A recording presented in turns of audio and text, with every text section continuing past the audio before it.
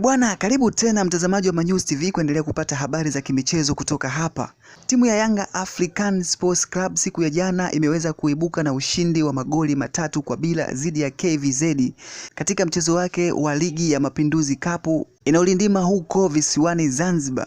Katika mchezo huo wa Young African Sports Club dhidi ya KVZ, Young African wameweza kuonyesha ukubwa wake dhidi ya KVZ kwa kushinda magoli ya viwango ya move.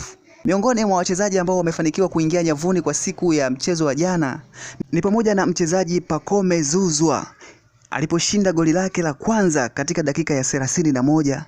Celestine Ekwa alishinda katika dakika ya 54 na Emmanuel Mwanengo, ingizo jipya kabisa katika timu ya Young African Sports Club, aliyeshinda dakika ya 79 na kupelekea Young African kuondoka na alama 3 kwa ushindi wa magoli 3-0 dhidi ya KVZ. Huku baadhi ya mashabiki wa KVZ wakisema kuwa Young African waliupania sana huu mchezo, ndio sababu ya kuwaweka nyota tegemezi wa timu ya Young African katika kucheza mchezo wa siku ya jana. Mawazo na fikra zao walidhani kuwa huenda wakaweka kikosi cha pili ama wachezaji ambao wangeweza kuleta challenge dhidi ya KVZ, sio kwa kikosi ambacho kinashiriki mpaka michuano ya kimataifa. Young African Sports Club kwa ushindi ambao wameupata siku ya jana wanajiweka pazuri katika michuano hii na huenda wakalikaribia taji la ubingwa wa Mapinduzi Cup kwa mwaka huu wa 2026.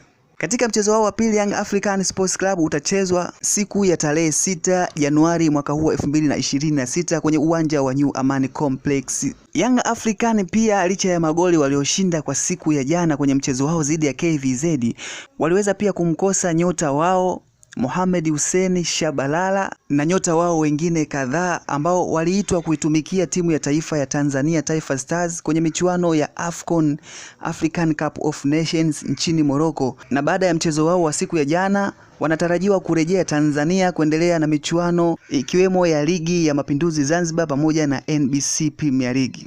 Michezo hii ya NMB Mapinduzi Cup Zanzibar itaendelea tena siku ya leo ya tarehe 5 Januari 2026 dhidi ya Fufuni United na Simba Sports Club majira ya saa 2:15 usiku. Hii ni Manyuzi TV, endelea kufuatilia kupata update za michezo, burudani, teki pamoja na kufahamu habari za kijamii. Tukutane tena hapo baadaye.